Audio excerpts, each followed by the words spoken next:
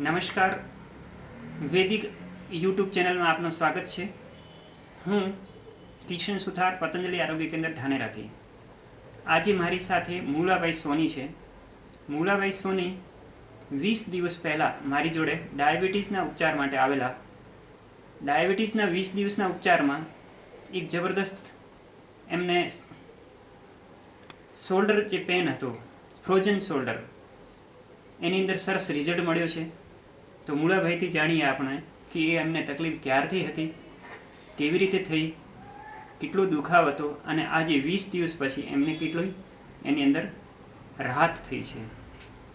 4 વર્ષ પહેલાં મારે એક્સિડન્ટ થયેલો. અહીંયા ગાડીમાં જતો હતો અને ગાડીને એક્સિડન્ટ થયો. એના હિસાબથી અહીંયા દુખાવો થતો હતો.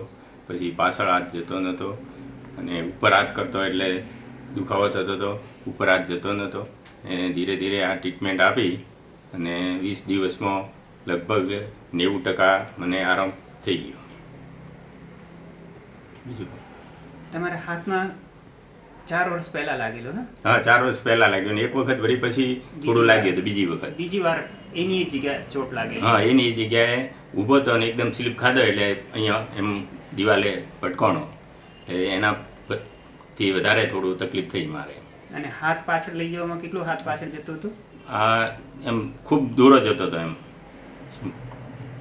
એકદમ વધારે દુખાવો થતો હતો પણ હવે એકદમ કમ્પ્લીટ થઈ ગયો. હજુ પાછળ હાથ જાય, ઉપર પડી હાથ જાય અને એમ કમ્પ્લીટ થઈ ગયો. દુખાવો પણ ઓછો થઈ ગયો અને 90% જેવો આરામ થઈ ગયો મને. અને હાથ જે પાછળ જાય એ કેટલા દિવસમાં હાથ પાછળ સરસ જવા લાગી ગયો હતો? 5 દિવસમાં જ. માત્ર 5 દિવસમાં બહુ સરસ એમને રિઝલ્ટ. એમને ટ્રીટમેન્ટ આપ્યું. હું તો ડાયાબિટીસ માટે આવ્યો હતો પણ એમને ટ્રીટમેન્ટ પૂછ્યું કે અહીંયા દુખાવો બીજો, એટલે મેં કીધું મારે હાથને દુખે એટલે એમને કે હું ટ્રીટમેન્ટ આપું એટલે તમારે આરામ થઈ જશે.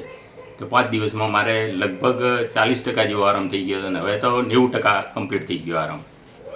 થોડું અહેસાસ થાય છે હજુ બી હાથ? હજી થોડો થાય પણ એમ દુખાવો ઓછો થાય, ઘણો 90% જેવો ઓછો થઈ ગયો. સરસ. તો એવી રીતે આપના પરિચિતમાં, આપના પરિવારમાં કોઈને તકલીફ હોય ફ્રોઝન શોલ્ડરની યા એને લગતી બીજી સર્વાઇકલની, બેક પેન, ની પેન, તો ટ્રીટમેન્ટ થઈ શકે છે. જ્યાં હું એલોપેથિકનો વિરોધી નથી પણ જ્યાં એલોપેથિકથી રાહત ના થતી હોય, જીવન પર ગોળી લેવી પડે એવી સ્થિતિ હોય, ત્યાં બીજી વૈકલ્પિક થેરાપીનો સહારો લેવો જોઈએ. તો આપ મારો સંપર્ક કરી શકો છો. પતંજલિ આરોગ્ય કેન્દ્ર ધાનેરા. ધન્યવાદ.